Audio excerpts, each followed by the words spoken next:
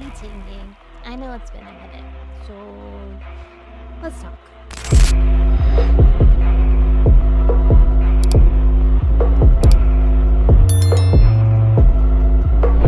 Thank you all first and foremost for being so patient with the unexpected hiatus. I wasn't expecting all of this to fall into operator's lap, and it's been kind of hard trying to get through everything. Some of you may know this. Operator lives in a very remote area.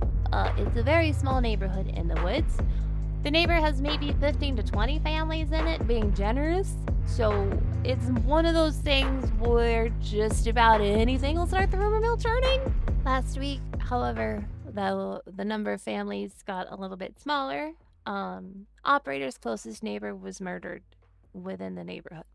There's a lot of sadness, but there's also fear and the what ifs, and the most we can hope for at this point is that the authorities are able to bring this person to justice.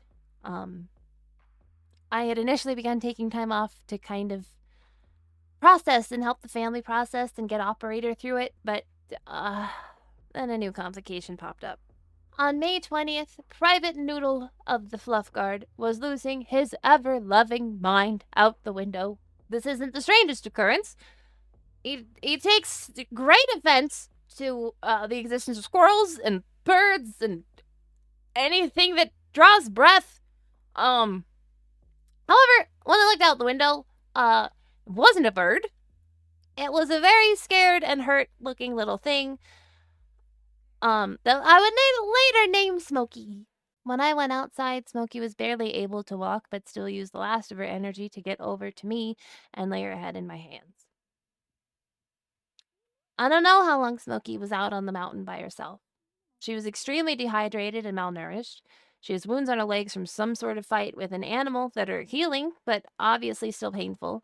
A very swollen back ankle joint, but those things don't worry me as much as her stomach. Smokey's belly is very, very, very swollen. There was a skin infection on it, which we've helped, and it's getting pretty much healed, and the skin's starting to return to normal appearance, but the swelling is still very much there. I don't know if it's a tumor, an infected uterus, a blockage in her bowels. I don't know. There's also a sizable amount of bruising on her belly, so it could just be from some fight or assault. At this point, I cannot afford to take Smokey to a vet. I wasn't prepared for her to come limping to me, and while I'm happy that she did, I only have so many resources. There are no resources that I found in the area that are able to help. I've looked for rescues and I couldn't really find anything, and the only shelter in the area is more than likely to put her down. I'm telling you, though, Smokey can recover from this. In the days since she's been with us, Smokey has gone from weak and unable to walk and unwilling to eat to clear-eyed, shiny-coated, and very slowly but surely regaining her strength. She's also gotten much more mobile, which is incredible to see. Unfortunately, however, she's still very much struggling with bathroom functions. They happen, but they're extremely difficult for her, and she strains and has to try several times to make any progress and get any material out. I'm trying my best not to make this gross. In the description below, there is a link to a coffee blog post that has a few more pictures of Smokey and her story that I wrote. If you would like to help her, I have a goal set up on the coffee page. Currently, it's only set to $500 to get her in the door for the vet and get exam and immediate affordable needs. But it may have to change once she is able to actually see a doctor if there is a blockage or something that has to be surgically intervened. I will be trying to do a donathon stream at some point in the near future. I'm not experienced in those, so it may take some time for me to plan, but anyone who supports Smokey before then will absolutely be thanked and uplifted on the stream. I'm actually kind of plotting some ideas for that.